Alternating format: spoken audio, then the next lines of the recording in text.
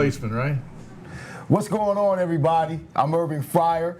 We are live. This is the Fryar Place. We are at The Code, 939 North Delaware Avenue, right here in Philadelphia.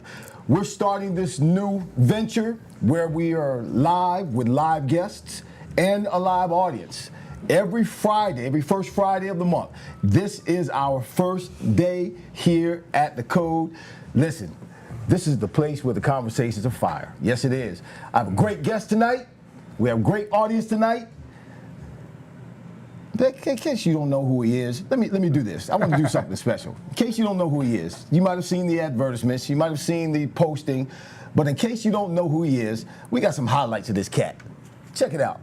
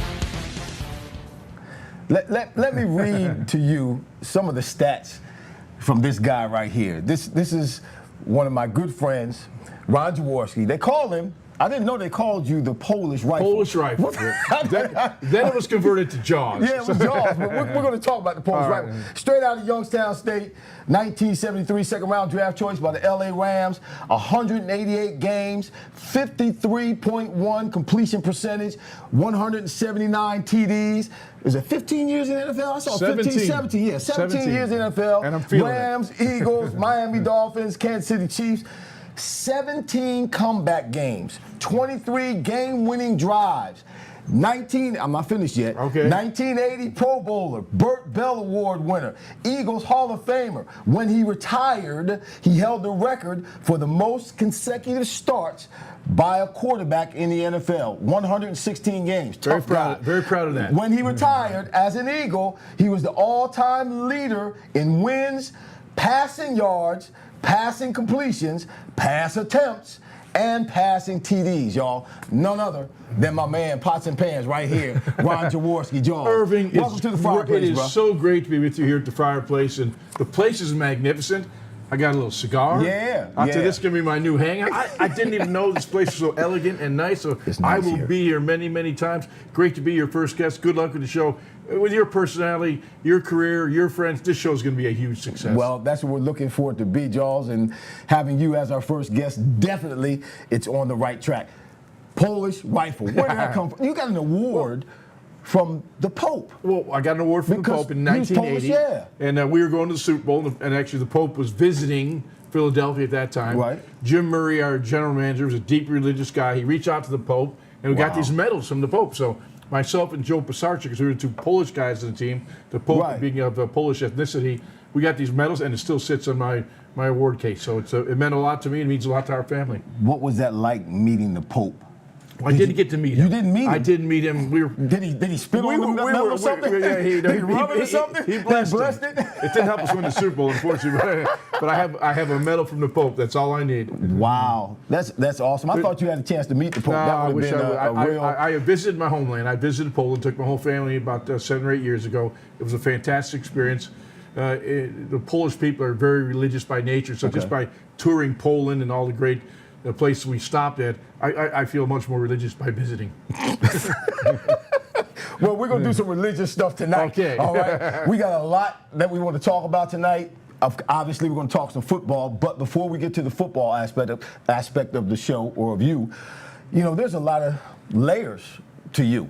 You're a businessman, you're an entrepreneur, you're a philanthropist, you care about the well-being of humanity. Kids especially. Particularly kids. So that's the stuff I want to talk about before we get into the Eagles talk, because I know that's, we can rant and rave about Eagles. Right now we're ranting. Yeah, right now it's rant time. It's amazing what has happened, but we'll get to that in the second part of the show.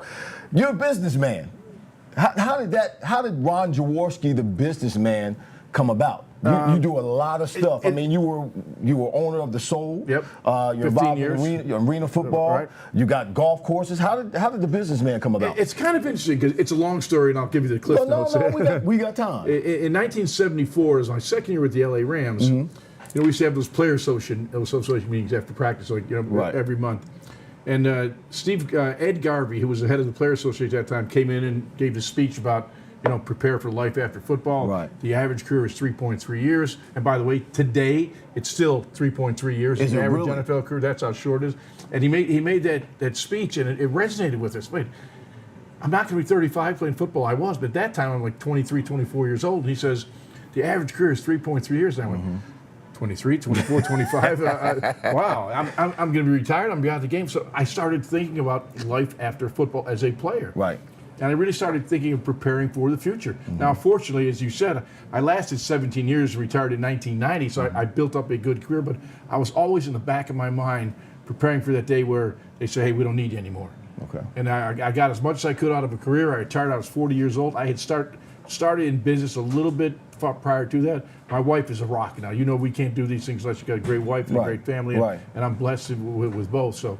But once I retired, man, it was full bore. It was I attacked business like I did football. Nice. Yeah. You got 100 golf courses. Only 8. Only 8.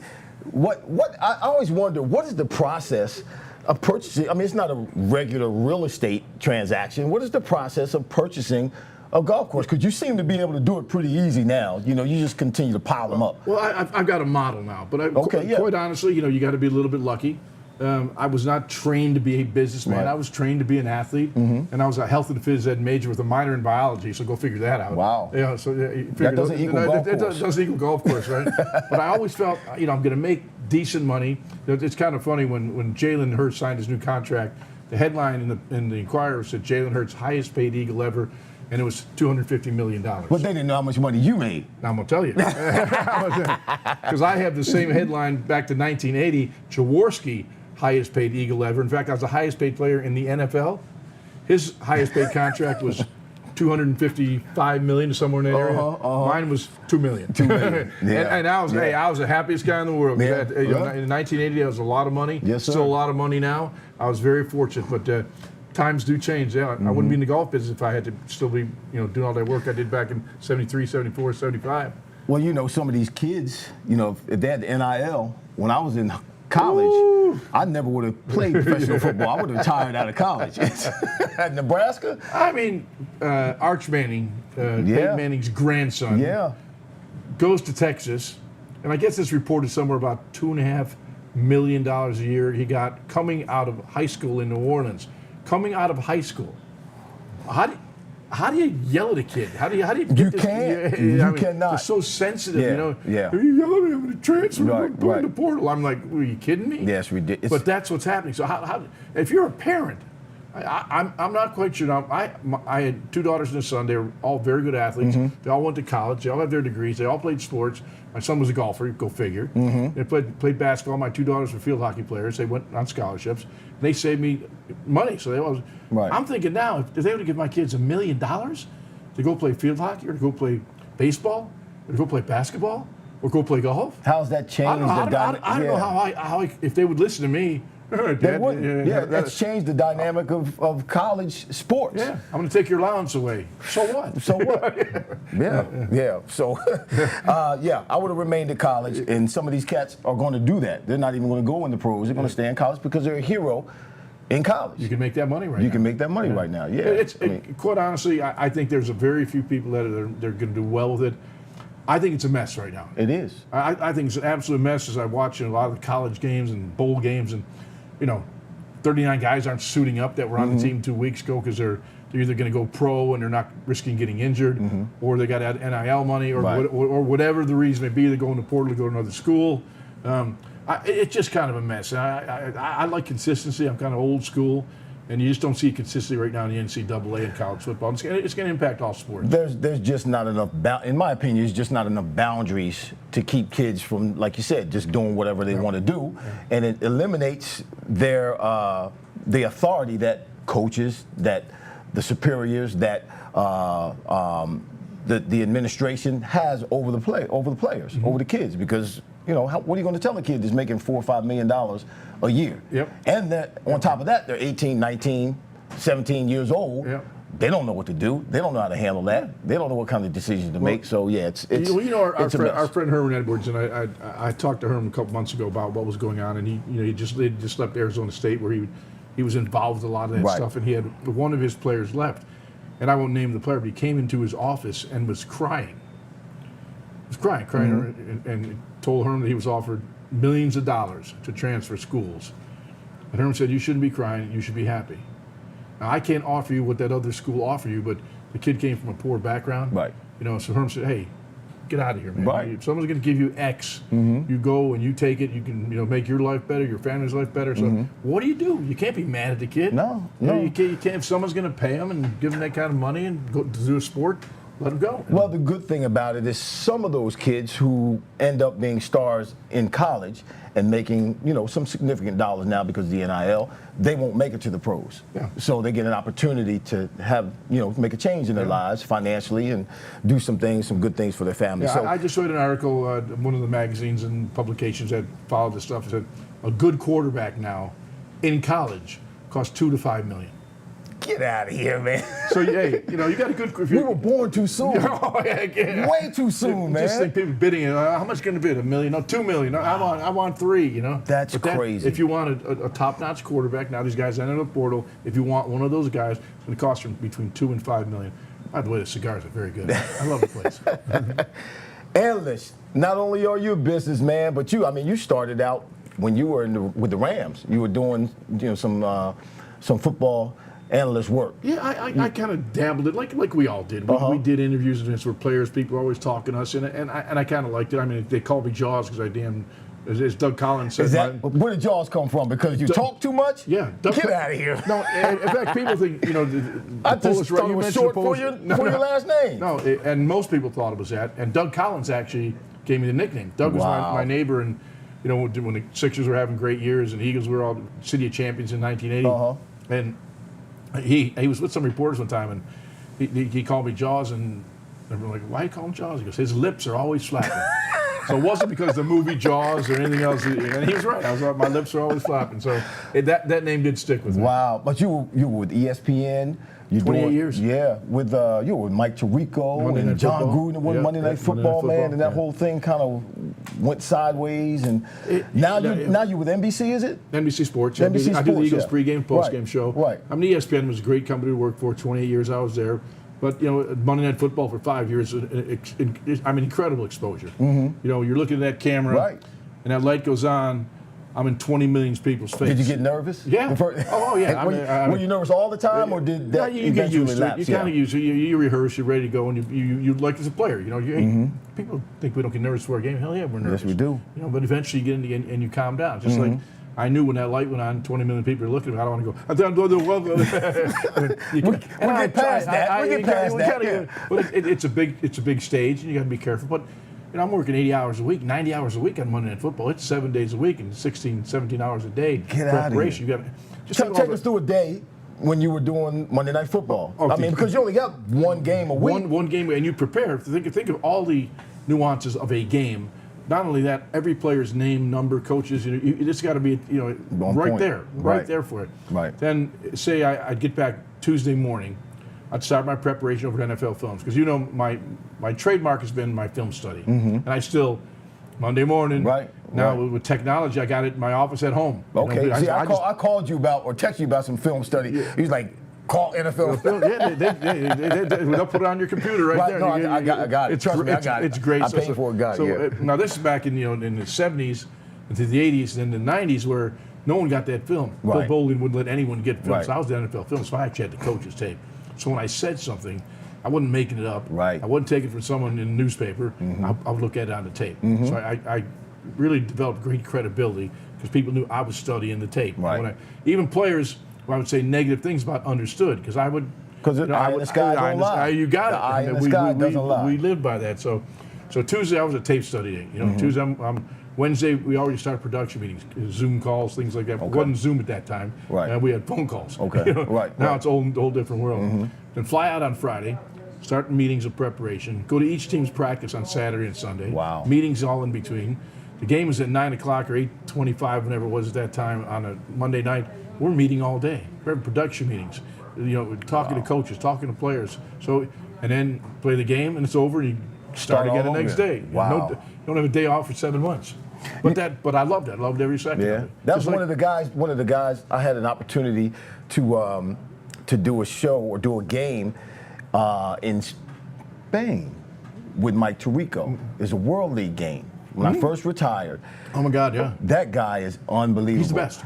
He all the different sports that he does, it's amazing how you guys can remember all those names and whatnot. I grabbed him by the hand before the game. I grabbed him by the hand. He'll tell you if you ever see him again. Ask him about I talk to Mike every couple of weeks. Ask him about the time that he did the show with me or the game with me in guess it was Barcelona. And before the game started, I grabbed him by the hand and prayed. He thought it was really, really strange, but I was really nervous, and I wasn't prepared like I should have been because I just didn't know how to prepare. Wow. But yeah, I was really nervous. I grabbed him by the hand and prayed about that. Mike is the best mentor you can possibly have. You know that. He's You work awesome. with, I worked with Mike for 25 years, not only on Monday Night Football, but Mike came out of Syracuse, and he got that golden voice, and Mike is so well prepared, awesome. so smooth. I grew with Mike. I didn't even know what camera to look at. I'm a football player. In 1990, I retired. I go in the studio. Look at the light. Look at that. That means the camera's. I mean, people think we're football players. We know everything about. We know football. Right. I didn't know what camera to do, but Mike kind of massaged me along for many, many years, and when we worked together Monday Night Football, I mean, he set me up for success. It's a good quarterback. He set me up for success. He's still one of my dear friends, and he's the best in the business. That's great. Yeah, that's good. Old friends, good friends are hard to come by. Yes, they are. Longtime friends. Longtime friends. Yes, sir. You wrote a book. The games that changed the game. It's based on the evolution of the NFL on 7 different Sundays. Seven different games. So you got 7 different games in NFL history, this book that you wrote, that you feel as though it was those 7 games that changed the strategies and the tactics that are used in the NFL today.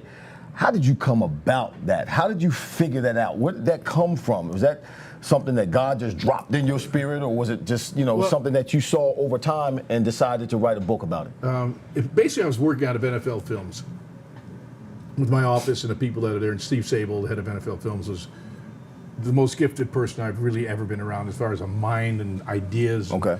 We would talk literally every day, and Greg Cosell, whose office was next to mine, and Dave Plout, who was a great writer at NFL Films. We just had lunch and we started talking about stuff and how the game we're talking a little bit how the game evolves and changes, and we talked about games that Buddy Ryan defense down in Dallas, man, that was a crazy game. They blitzed the hell out of Danny White. So we just talk about games all the time. Right. We just came up with an idea. I want to write a book, the games that changed the game, and it was a lot of it based on film study as well. It goes back to the Chargers and Boston Patriots at the time. Patriots, yeah. And you were a New England Patriot. It was actually the Boston Patriots started out. And we got in touch with the video guy with the Patriots, and he didn't have any tape. But he said there's film at the museum in Boston. Wow. So I called the curator, the guy at the museum, and he actually sent me the film.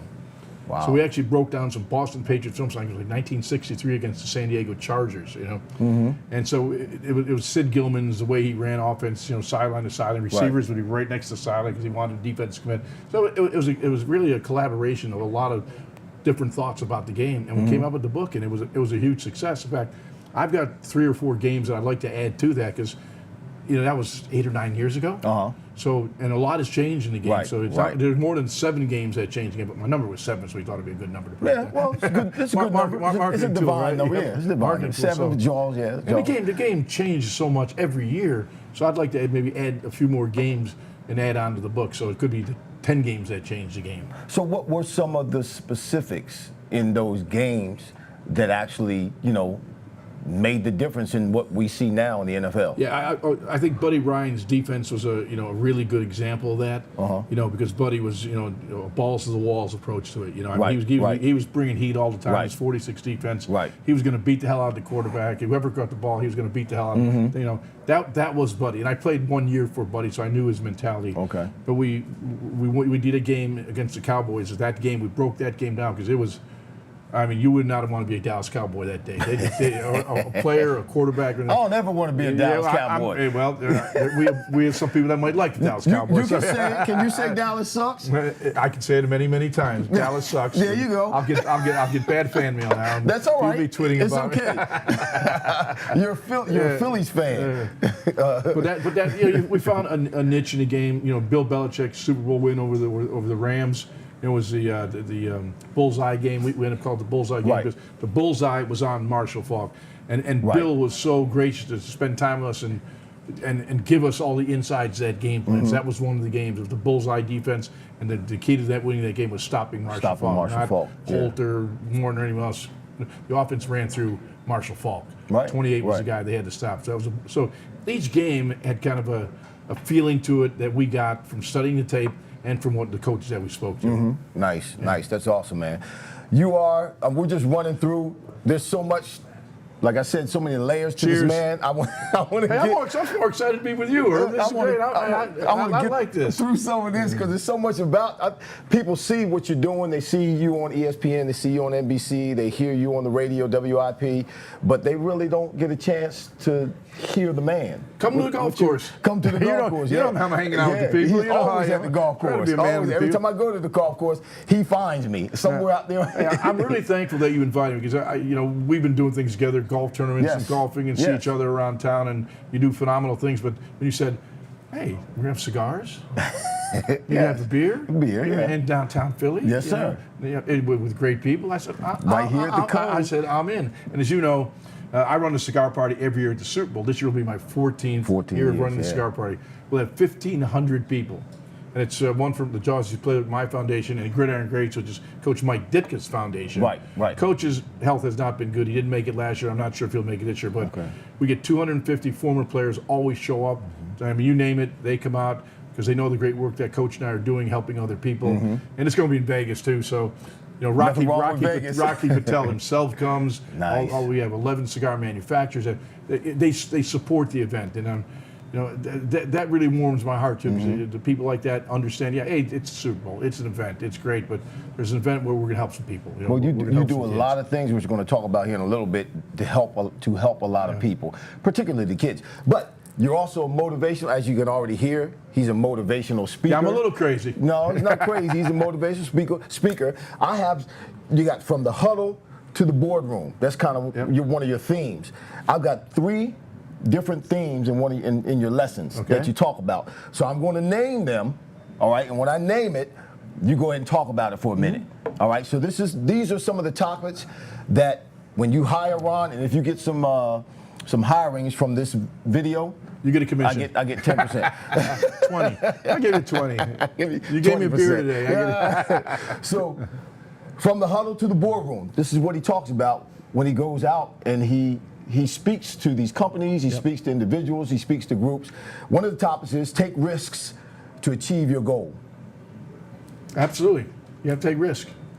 We played football. It's a risk. Next play could have been our last play. Right. Same thing in business. You have to take risks. I talk about it. It's not easy to take risks. Some people, I'll take the safe and easy way, but by playing quarterback, I took a risk every play. When I retired from football, and got in business, I invested my own money.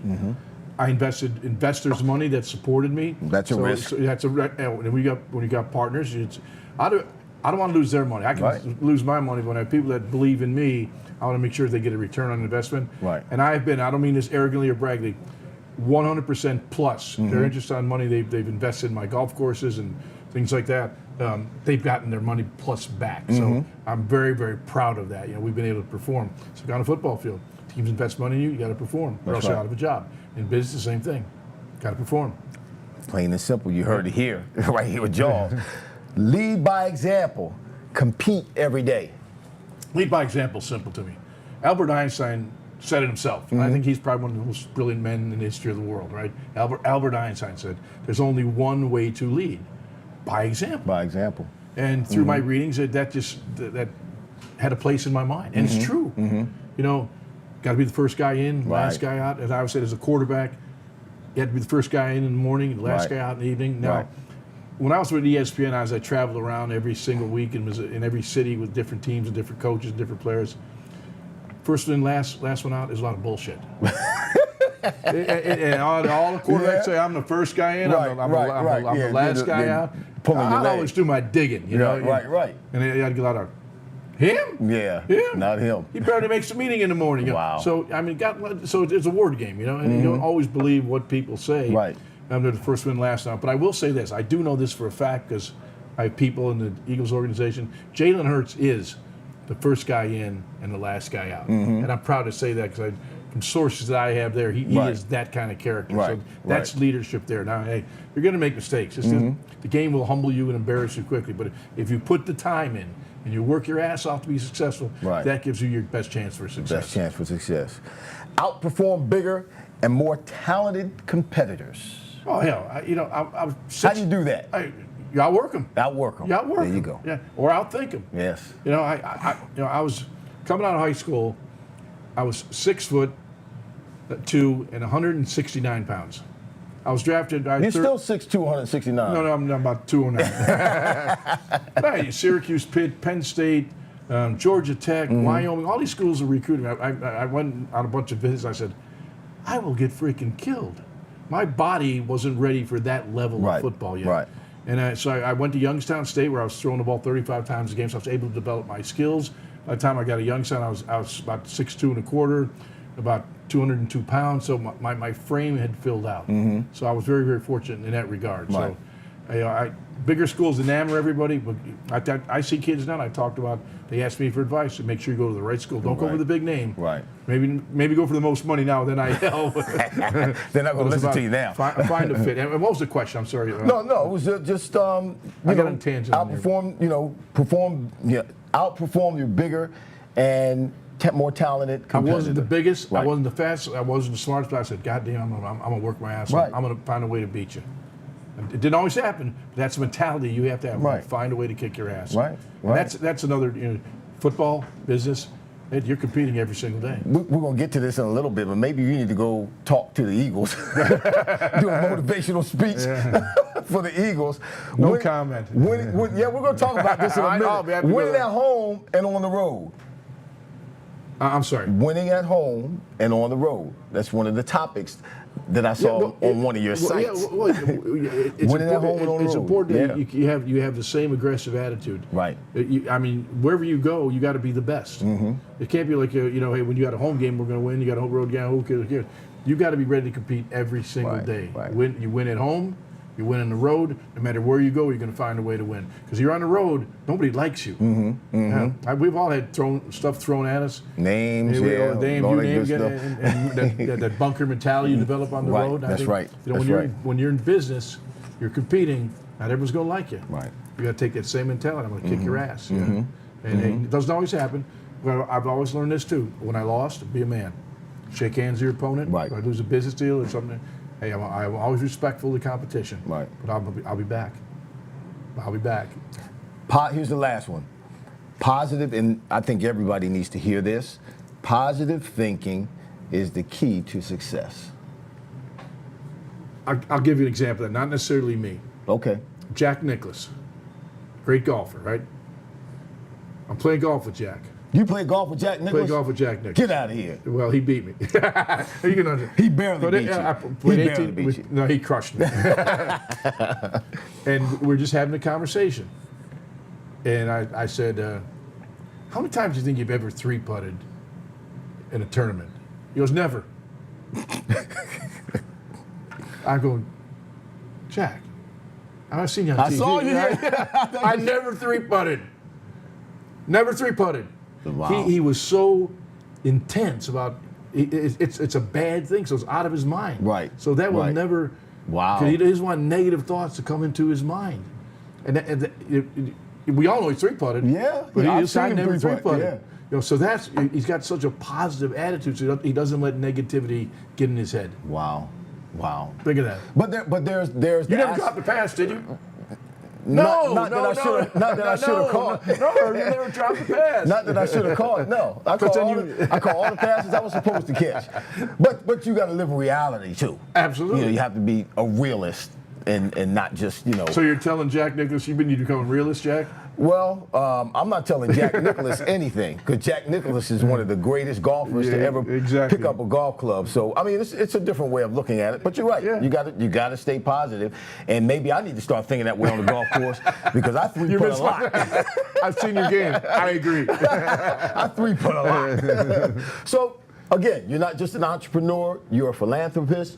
You've got the Eagles Youth Playbook. Yeah. Jaws Youth Playbook. Jaws Youth Playbook, yeah. That you have your bike drive, bike giveaway every year up to this point. Yep. You've given out 1,800 bikes. 3,200. Is it 3,200? Yeah, you must have they got to change it on the website, man. Yeah, I looked on the site. Is it 3,200? I'll tell Trish to get on that. Yeah, tell Trish to get on that, man. Making me look bad, Trish. What's going on? Like I didn't do my homework. It's doubled almost. 3,200 bikes you have given away to underserved communities. Camden, Vineland, Bridgeboro, I should say. Atlantic City, Kensington, Camden, Wildwood, Camden, yep. To these young people, how did that start? And man, you have no limits when it comes to your energy. Thanks, Irv, for mentioning that. That is kind of something I'm really, really proud of. Yeah, it's something to be proud of. We're making an impact. And actually, people say, well, where did you learn about philanthropy? And it started with Leonard Toast when I came to Philadelphia. Okay. He was the owner of the team. Mm-hmm. And in our contract, there was an addendum to the contract. Each player had to make 2 appearances to a charity. It would be Ronald McDonald House, Children's Hospital. Right. And so I started making appearances, unpaid, none of that. It was part of the contract. Mm-hmm. But I think he wanted the players and the organization to be a major part of the fabric of the community. And it kind of really made an impression on me. So now from 2, I was just doing appearances because I believed it was the right thing to do. Right. My wife was a preschool educated, she was a preschool teacher, so she believed in kids. We have 2 daughters and sons, as I said earlier, believe in kids. But then you see those underserved communities. Mm-hmm. So the Jaws Foundation has been around now for 40 years. We've raised over $7 million. That's awesome. The bike drive is phenomenal. And I go to these events and go to a place like Kensington. Mm-hmm. It's bad. You need to hear me tell stories. When you think about it, it just makes you sick to your stomach. When kids are growing up in this environment, it's terrible. It's absolutely terrible. And I think the new mayor is going to do something about it too. I was glad to hear her speech talking about cleaning up some of these bad areas. Right. Every kid deserves a chance. Mm-hmm. So we go to the bad areas, and I go there myself because I want to see these kids. And these are really good kids, and they deserve a better chance. And we give them a bike, we give them a helmet, we give them a lock. We get Pizza Hut to give them pizza. Dunkin' Donut gives them donut. These kids are through there with the biggest damn smile on their face. Man. You know why? We care. Right. They see. That's what they need. Unquote, that's what they want. Give them a hug. How you doing? Yes. Someone they care. So now next year they know I'm fired up again. I'll be there again, and we'll find another place that needs help. I want to go there because I give them bikes away. I look those kids in the face. I give them a hug. I'll be back next year. We're going to keep helping you guys. That's where I get my motivation. Wow. And we do. This is why we run a golf tournament. Well, I was going to say you have the golf tournament. Does the golf tournament also benefits the bike drive? Jaws Youth Play. It's all under one umbrella. It's all under one. Okay. One umbrella. So the cigar party and whatever money we raise goes in until we give it away. Okay. It comes in. We're a conduit. We give it out, and it's Jaws Youth Playbook, and we want it for kids. I can tell you story after story. The lights in Alney Field this year. The lights at the football field. Someone stole the wiring to the lights. The lights wouldn't go on. Right. So I what are you gonna do with the wires to the lights? Yeah. So I get a call from Trish, who's my executive director. We saw on 6 ABC the news the other night about the kids have no place to practice. Right. Cheerleaders can't practice their cheerleading. So how many kids are in the Alney program? It's about 220 kids. So we made a couple calls. I know guys at the IBEW union. They volunteered. Bring their trucks out. Get everything done. They'll bring the lifts out. They'll do the man. I know how to turn a light on. So I got them to come out and do that. The Jaws Youth Playbook donated $30,000. That was the cost of all the new wiring and doing it the right way. Nice. So within 3 days, those freaking lights were back on. And that those 220 kids now had something to do with it. Because you know what? It would have cost a lot more than $30,000 if they're all in the street causing trouble and no leadership, no way to play their sport. So I mean, cost somebody their life. I'm a little wacky in my passion for that, and I sometimes get emotional, but when you see those kids, man, you get pumped up. Yeah. And they need people like you to come along and to be an assistant, to be an example, to be a mentor, to care. And I appreciate that. People to care. And I appreciate that. Yeah. And I know you do a lot of things as well, but even a show like this, there's a forum. Right. There's a forum. We're talking about the good things we can do to help those kids. So someone will hear it. Someone will make a donation. We'll buy 5 more bikes. Someone else will make a bigger donation, and it just perpetuates itself, which is what I like to do. So tell the people who are listening, anybody who's listening right now, how can they help? How can they be assisted? How can they donate? Just go to Jaws Youth Playbook. Just Google it. You'll find everything will come up. There'll be thousands of pictures and everything going on, and all the events that we host. We do a prom drive. It's amazing. A prom drive. Dresses for a prom. Wow. It's amazing how many young ladies don't have the availability to get a prom dress, shoes. We have trailers right now. I'm not kidding you. Trailers filled with prom dresses. People have donated so many prom dresses, jewelry. It's incredible. I mean, so people give me other ideas of, hey, what can we help with? You know? Right. But I never thought of prom dresses. That's different. Kids in some underserved areas can't go to the prom. Yeah. Can't look good at the prom. You got to look good at the prom. Got to look good at the prom. Got to look good at the prom. Things like that. That's awesome, man. That's you got the whole gamut covered. So we're a little bit more than halfway through the show right now. So we're going to talk some football. We're going to start talk. Not that I want to get off the other stuff because I to me, I'll come back. Yeah, I got a nice cigar. The other stuff, what you're doing and your time in the league. We really didn't talk about your time in the league and any games that you played, 1980, the Super Bowl and all. We didn't talk about any of that kind of stuff. But we do that all the time. We do it all the time. Let's talk about the Eagles. What happened to the Eagles this year? It's been lately. Yeah.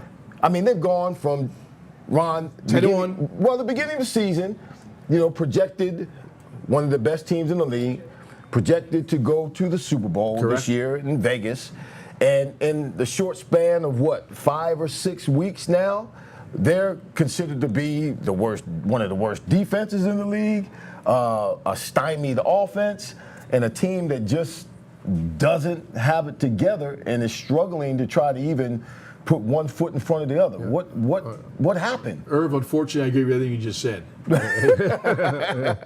We've seen this team go to rock bottom in 5 weeks, and a 1-4 stretch after a 10-1 start. Right. And everyone's got different ideas and different focuses, and I'll go to my reserve of people that I know and that taught me the game of football. And I played for coaches, and who has the biggest impact on our lives? Usually the coaches. Coaches, right? Yeah, coaches for sure. They ingrain coaches and teachers. Exactly. Coaches are teachers, by the way. So I put them in the same category. You're 100% right. And I played for coaches that won close to 1,000 games in the NFL, from Marty Schottenheimer to Don Shula to Buddy Ryan to Dick Vermeil to Chuck Knox. Just under 1,000 games. Sometimes it's hard to get a first down. Right. Let alone think of coaches winning 1,000 games. Right. So my mentors taught me a lot about the game, how to win the game, how to play the game, and all that. So things that I say, I've learned from those coaches. Right. And all those coaches that I played for that led teams to almost 1,000 wins, there's a physical element to the game. You know it, I know it. I think I'm not so sure there's some guys in this defensive side of the football who understand. They understand jumping on the guy's back, pushing them out of bounds. They don't understand running through. When you lose the physical battles, and we're losing those battles in this stretch. And even during that 10-1 stretch, it was, we want to believe we're going back to the Super Bowl. We're going to win it this year. And we were squeaking by games. Jake Elliott's 59-yard field goal. Now, that's probably a 1% chance to make that. We did overtime to Washington. Ron Jaworski should have went for 2, maybe lost that game. Yes. Losing to Arizona was absolutely disgusting to me. You can't. How did that happen? It's an inferior because you want to know exactly why? Tell me. Talking about physicality of how you played. The defense gave up 221 yards rushing, right? On the ground. Okay. Yes. Arizona did not punt. The defensive line played terrible. Okay. Arizona had 116 yards by their running backs and Kyler Murray before contact. Before someone touched them, or if they had 116 yards in the game. Bad crazy. tackling. Yeah. The fundamentals of football. Now, when they got to him, there was 105 yards after contact. So that's where you get, if my math is right, my Youngstown State math, 116 and 105 is 221 yards in that game rushing the football. The defense didn't tackle, it didn't hit, it got bullied around. So the physicality of this defense really, it's not something you can turn on and off. No. We can talk about Carter. Either you want to or you don't. Or you don't. It's a will thing. You want to or you don't. If someone came in here and stole your wallet, I'll guarantee you're going to tackle them before you get started. You're going to tackle them, right? Yeah, they're not going to make it. It's not going to be good for them. So tackling is a mentality, being physical is a mentality. And I'm not sure where this defense has kind of lost that mentality. Right. I thought Howie had assembled a really good, great, talented team. I thought they were a Super Bowl contender and would win it. Now, seasons always change, they're different, but there was enough talent on this team not to have happened what happened was this 1-4 stretch. Do you think it got beat out of them? Because things seemed to start really in terms of the exposure of the inconsistency and all that was going on with the team. Though they ended up 10-1, they were still inconsistent. Like you said, there were problems, but we were kind of masking them because they were still winning. They were just kind of squeaking by the hair of the chinny chin chin. Then they played the 49ers and really got exposed. But they got a beat down in that game. And not only did they get a physical beat down, but they got beat down mentally and emotionally. Why?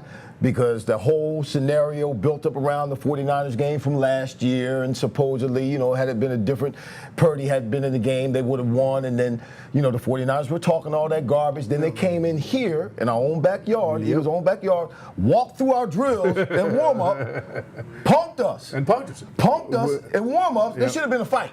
Should have been a fight. I don't care if you get thrown out of the game, should have been a fight. When they walked through the drills, in the beginning of the game, should have been a fight. And then they beat us down during the game, ran the ball, physically beat us.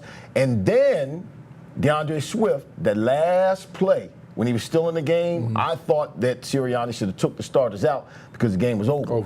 And Swift took a bad hit, which was the coup de grace, the nail in the coffin. And they just have seemed to gone downhill from there and never have recovered. So have they gotten it beaten out of them, not just physically, but mentally? Because this team hasn't lost their talent. Yes and yes. They haven't lost their talent. They just, their will is gone. Mostly the same guys are there. Got a Shaq Leonard, who's not the Shaq Leonard that was in the knee 3 years ago. He's had two back surgeries, and he's not doesn't have the same zuzus that he had when he was a perennial All-Pro linebacker. The linebacking core has never been an emphasis or a point of emphasis for Howie in building that. It's been the defensive line. You think it's going to be now? This offseason, you don't think so? I don't. That's their belief. I don't think they're going to change their belief. But it's got to change. The thing is that there was a masquerade at 10-1, but we're fans, right? Right. So we started making excuses. I would probably say I was making excuses. I saw some deficiencies. I did not want to get in a battle with someone by saying that this guy's not playing well. I could do that, but I don't want to. Right. But when you're winning football games, you always got the caveat: we won. So I couldn't say, well, hey, this guy's not playing well. That guy's hey, we're winning. The main thing. And you know what? Winning. It is. It is. But then sometimes you lose sight of they're not playing that well. Right. They're not. And, so hey, you're a hater. I'm the biggest Eagle fan you could ever find anywhere. But I also want to be honest with myself. They weren't playing good football or capable of playing the football, but they were winning. So you start saying things like, oh, they know when to grind it out. They know when to make a play. I was trying to convince myself of that, I guess. Right. And then when you saw the way the beatdowns coming, the physicality part of the game is good. This offensive line should be dominating. I think it's the best offensive line in football. It's not dominating. This offense has every characteristic you want to be a great offense. They're very good right now. Jalen Hurts is a tremendous quarterback. He's been pretty good. Pretty good's not going to win you ball games. You need to be here. There's a lot of guys not meeting their bar. So particularly on the defensive side, I don't even go into the secondary. Right. You know? It's you a lack of. They just don't have the talent. They don't have the ability. I'll interview you now. Can I interview on your show? Okay, go ahead. Okay. When you know there are two corners out there that are 31 and 32 years old, they've been really good corners. Throw me the ball. Throw baby. me the damn ball. Throw me the ball. I'm telling. Show me guys at 31, 30 that can cover a quality wide receiver. But here's the other thing, when you talk about the corners, and I think this is schematically, or you know, they draw it up in terms of the defensive plan. You're playing against Arizona. They're in the last drive. It's 2nd and 4, and the corner is 7 yards, 8 yards off the wide receiver. That's just throw and catch. Yeah. It's 3rd and 5 in that same drive, and the corner is 8 yards off the receiver. You can't play that way.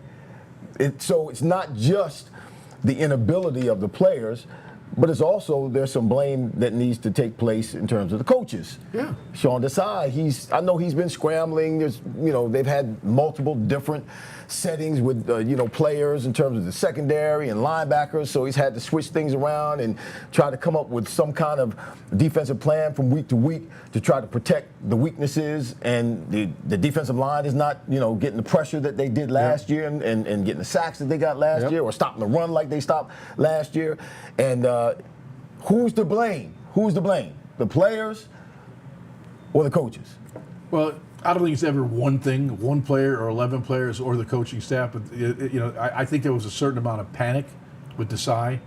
I don't, nothing against Matt Patricia. The guy's won Super Bowls. He's a terrific defensive coach. But to make that change in the latter part of the season, 10-3, yeah.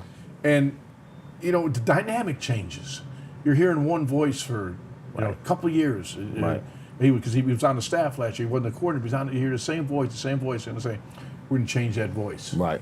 And a lot of guys are good X's and O's coaches. There's a lot of great ones in this league. But who's the one that connects cerebrally, mentally with players? Those are the guys, yourself, myself, that have good, long-lasting careers. Because coaches set you up for success. And I did not like the move, and I do not like the way it's playing out right now. And it's gotten worse. By the way, I totally agree with it. When you see corners playing 10 yards off, Carmichael, Quick, the guys I played, we had little signal. Yep, eat them up. I'm grabbing my face mask, just give a little tug. We're going to throw a slant or throw a hitch. Right. Make that guy tighten up on you. Make him play you. Yeah. This is when the offense has to dictate. You got to dictate offense. You can't let the defense dictate. And I think that's happened a little bit to a certain degree. But I don't think the offense is the problem. I don't. I think it's defense. It could be a major problem when we get to the playoffs. Well, it already is a major problem. It could be. What do you make of? Things have seemed to continue to devolve, and now there's some cracks, say, in the locker room, so to speak. You've got anonymous players speaking anonymously. You've got this whole thing with A.J. Brown the last week or so, or actually it's not been the last week, it's been several times this season where he's gotten emotional and he doesn't talk to the press. But then he comes out this week and he's got this whole scenario about why he didn't speak and what happened 2 games ago when they were playing against Seattle, and he and Jalen Hurts decided to change. That doesn't happen. This is a 2-minute drill. People don't understand this. In a 2-minute drill, we practice 2-minute drill all the time. It's a methodical, tactical method of getting the ball in position to either get a field goal, if necessary, a touchdown. But it's very strategic. It's very methodical. And you practice every day. All the time. Now, in today's game, the offensive coordinator has the ability to talk to the quarterback in his helmet up until 15 seconds left on the clock. That shuts off. So in this particular case, when Jalen Hurts threw the ball into double coverage and it was intercepted, he was trying to get it to A.J. Brown. Apparently, A.J. Brown and Jalen decided to change what was going on with the 2-minute drill. They ad-libbed the play. But it doesn't make sense because it's one of the most asinine things I've ever heard. Why? Because of the scenario. You got 32 seconds, you got 2 timeouts, and all you need is 15 yards. Jake Elliott's been money. He's been money. Yep. And now they go and they change it. Sirianni gets in front of the press and says, well, we thought that we could get a pass interference What is going on with One of the all craziest of that? things ever. When I heard that, I went ballistic. I'm like, what? That never, you don't never If I'm going to throw the ball to you, I'm expecting you to make the catch. I'm not hoping for passing interference. But we never think that way. So that whole, what is going on with that? That's something that leads me to believe, man, the interior of this team and the locker room is starting to crack and fall apart. It's funny, the play that they ran was actually a play that was run 40 years ago by me under Dick Vermeil's system. Oh, wow. The play that was called, so I know what the Throw reads the ball are. down the field, get intercepted? No, not that. The play call. Oh, the play call. Yeah. I'm messing with you, man. I like that. It was deuce right flare, 5-17, shallow cross check. That was the play. And the check was there. The check was there, but no. I'm going to make it a little different. You know, you played for a great coach in your career. Where the ball goes is determined by what the defense does. Right. So in the case to throw to A.J. Brown, if you're being A.J. Brown, I look at the tape. I look at 11 on 11, all 22. A.J. Brown, the 9 route is the outside go. The corner is outside. Right. It's going to be hard to get an outside go, but he forces the outside go. He's pushed up the sideline. The safety already starts on that. He's already there. He's on the hash. And as he even said after the game, he knew they were going to A.J. He just started moving. Bang. The minute the ball got in Jalen, don't go there. Right. Don't go to A.J. Brown. Right. So what's the best you could get in a game? One-on-one, right? Right. Okay. Safety on the left side, he comes down. Because the play before, Jalen ran for 20 yards. So they're going to bring him down to lurk on the crossers and spy Jalen. Right. So Smitty's got the whole left side of the field. Yeah. Nobody. Him and a cornerback. He runs a beautiful 18-yard comeback. If they throw it to him, he's going to catch it out 37 down and get out of bounds. 2 timeouts left, 8 or 9 seconds. Or Gainwell was right there. The late checked up. But he was right there. Nobody was even close to him. The route design and what great design doesn't mean anything until the defense gives you the hint or indicator where to go. Once that safety came down, you got 1-on-1 out here. When I look at the tape, so then you hear the story, well, we ad-libbed. Don't ad-lib. And if you did ad-lib, don't tell anybody. So that was just. So now this is happening. Too much damn media. Too many damn. We got our phones out here. You're going to tell that to the media. That's just throwing gas on the fire. Social media. Everybody. Because it's not smart at all. They call me Jaws. I talk a lot. You know that. Yes. And we already covered that. I don't know if I can deal with the social media every day. No, I couldn't deal with it either. I'm glad I didn't have to deal with this kind of stuff on a daily basis. So what is the first thing that needs to be fixed on the Eagles, if there is something that can be fixed? Because, again, we got one more game against the Giants that I have very little faith in the Eagles that they're going to win this game. Listen, I got fooled. I drank the Kool-Aid. I've been getting fooled. I did too. I've been getting fooled. Look, they lost to Arizona. They can lose to anybody if they lose to Arizona. Arizona is the worst defense in the league. They're the worst team in the league. The week before they gave up to the Bears 250 some yards. We didn't even try to run hardly. No. And the Bears' offense is the worst rushing offense in the league. And the Cardinals gave up 250 some yards on the ground. And we didn't run the ball. So you're expecting to beat the Giants? No. I can't. I'm hoping we do. No, the Giants are god-awful. They're not as bad as the Cardinals. They're not as bad as the Cardinals. It's close. It's close, but they're not as bad as the Cardinals. The Cardinals let go of guys because they don't want to pay them anymore. They're going younger. They're building for 2 years on the run. They start more rookies than any other team in the league. And we lose to that team. And Kyler Murray. Kyler Murray looked more comfortable than I've ever seen him in his whole career. Most of those cats that caught balls only caught 14, 15 balls the whole season long. And you mentioned the defense, the sacks. We're down. You mentioned sacks. 70 last year, 41 this year. Dropping Hassan into coverage 6 times. Yeah, no. Hassan needs to be rushing. No, he's a straight line, get to the quarterback. That's right. Drop in coverage 6 times. You know what Murray did? 6 for 6 in a touchdown every time he dropped back. There you go. It's not what he does. Coaching. What's the one thing, in your opinion, that needs to be, if it's fixable, what's the first thing that needs to be fixed for this Eagles team? I'm not even going to go schematically. I'm going to go mentally. So I talked about all those coaches. Yep.